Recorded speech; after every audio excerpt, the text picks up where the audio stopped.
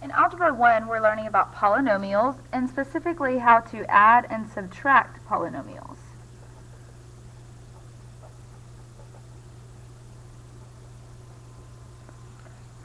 The first definition we have is monomial. The short definition for a monomial is anything that has one term. So monomial just means one term. The longer definition is a number, variable, or product of those with a whole number exponent.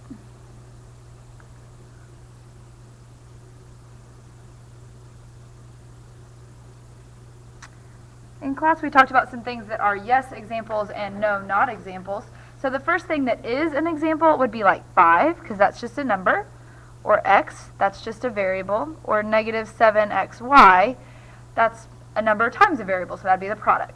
Things that would not work would be like 2x to the negative 2, because that's not considered a whole number since it's negative. And things like 4x minus y, because there are two terms or two things, that would be considered a binomial, not a monomial. The next definition is a polynomial. And a poly means many, so that could be a monomial or a sum or difference of monomials.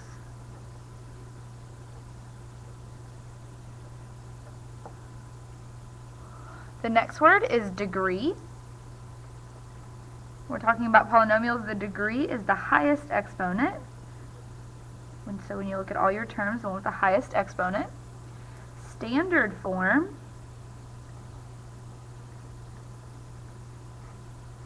Standard form is where you put your terms in order from greatest to least.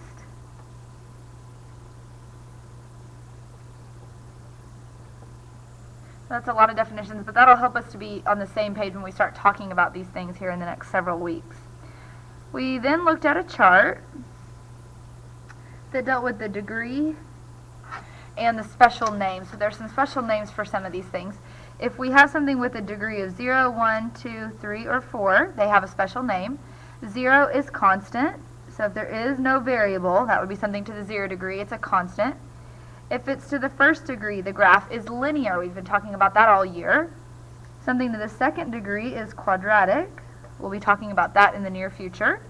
To the third is called a cubic. You'll talk more about that in Algebra 2. And to the fourth is a quartic.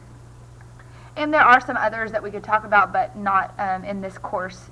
They're not relevant. So that's all of our special names. In our second little box that we're going to draw, we're going to talk about some names for the number of terms and what we call them. If there are 0, 1, 2, I'm sorry, not 0. There's no name for 0. That doesn't make sense. 1 term, 2 term, 3 terms, or 4 plus terms, they have special names. So if there is 1 term, that's a monomial, because mono means 1. 2 is a binomial, because that has 2 terms. Think bi like bicycle. 3 is a trinomial. Should make sense, like a tricycle. And 4 and above is just a polynomial. So that's just some basic information so we can all be on the same page when we're talking about these. We did go over 8 examples in class, so I will do that now, of how to do this adding and subtracting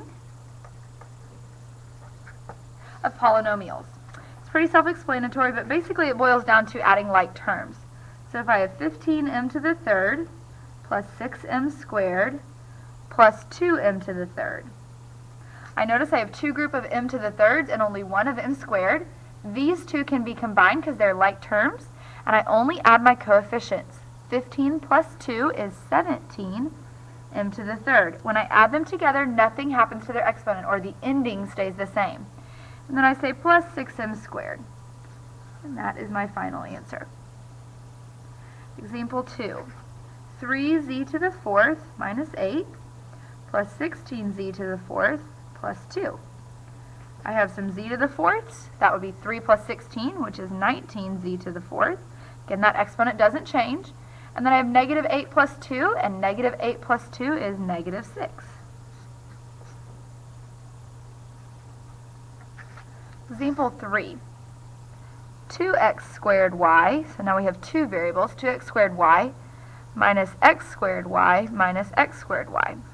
Let me back up for a second here. The highest power is 3, so it is a cubic, and there are two terms, so it is a binomial. In this one, there are two terms, so it's also a binomial, and it's a quartic because the highest power is 4.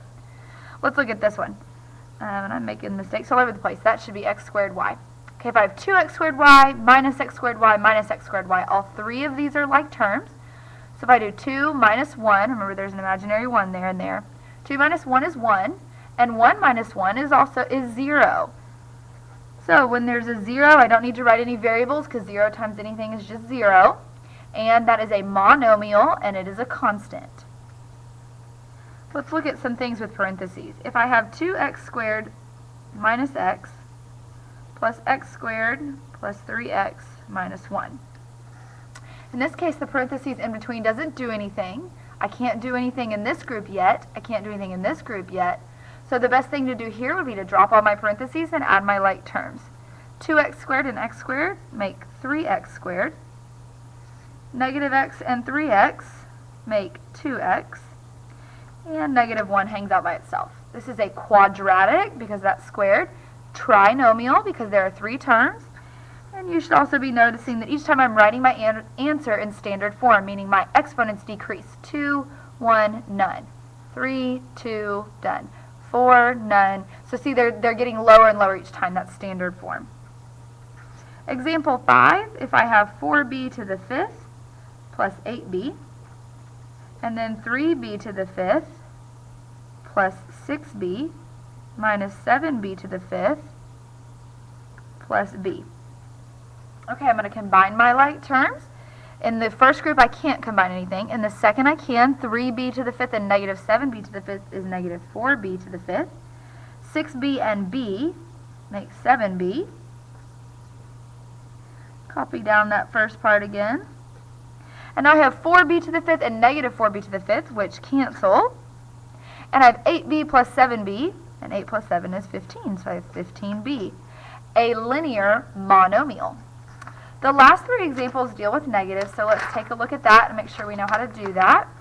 Example number 6. Oh, my camera fell. Hold on, guys. Sorry about that. Back into focus here.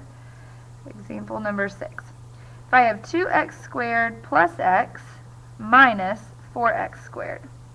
In this case, the minus in between doesn't really do very much because there's only one term afterwards. So I'm just going to subtract it by distributing that negative over to that sign. And I have 2x squared and negative 4x squared, which makes negative 2x squared. And then this plus 6 is kind of hanging out by itself. That one's a quadratic binomial. Let's check out another one. If I have a to the 4th minus 2a minus 3a to the 4th, or sorry, yeah, minus 3a to the 4th minus 3a plus 1. That's my original. If I have a negative in between, like that one right there. Sorry, I have papers flying everywhere. I have to distribute that negative. So I'm going to make it positive, and I'm going to distribute what was the negative. So I put the negative in front of every single term. Here, a negative makes a positive. And then on this last one, that one becomes a negative. Okay, now I can combine my like terms. A to the 4th and negative 3a to the 4th makes negative 2a to the 4th. Negative 2a and positive 3a make a. And negative 1 is hanging out by itself. That's my final answer. A quartic trinomial. Last one. Example 8. If I have 3x squared minus 2x plus 8, and all of that, minus x squared minus 4. Again, I've got to distribute my negatives, so I make that one positive, flip all my signs afterwards, and drop my parentheses. Now I have 3x squared and negative x squared, which makes 2x squared, negative 2x, and no friends to combine it with, and 8 and 4, which makes 12. And that's my final answer. The assignment was A1, which is page 487, numbers 1 to 14. Those should be pretty easy for you. Let me know if you have questions. Be sure to get started on this as it's the first assignment of a new 6 weeks and a great opportunity.